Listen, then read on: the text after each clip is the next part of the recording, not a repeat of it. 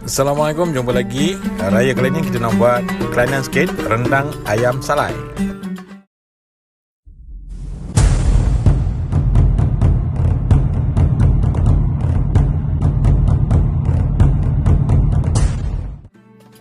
Okey, sebelum kita mula proses salai, ini dia mau kampung kan.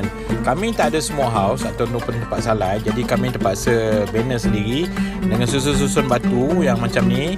Sebab apa, kalau ada smoke house ni dia lebih senang lah.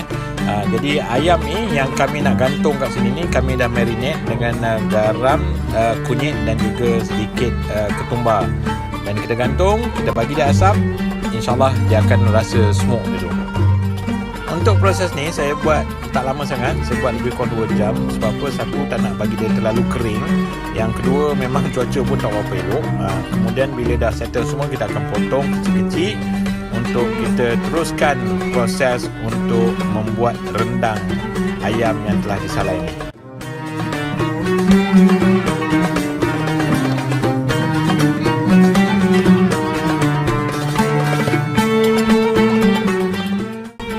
Ini bahan-bahan asas untuk buat rendang. Tak sempat tak apa, kita tengok nanti masa masak. Okey, ini minyak masak secukupnya untuk kita menumis, dan kita masukkan 4 sekawan rempah-rempah, dan seterusnya kita masukkan 2 sudu cili bawang ikut cita rasa masing-masing. Kalau nak pedas tambah lagi.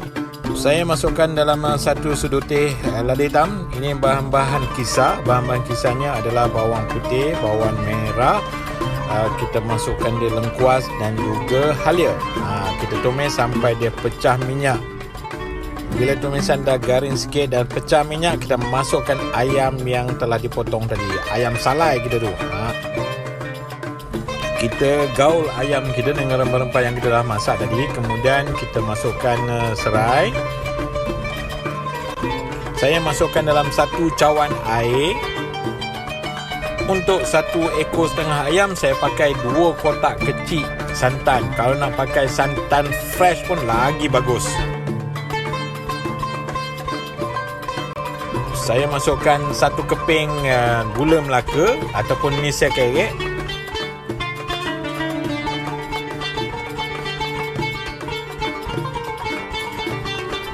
Dan kita masukkan kerisik.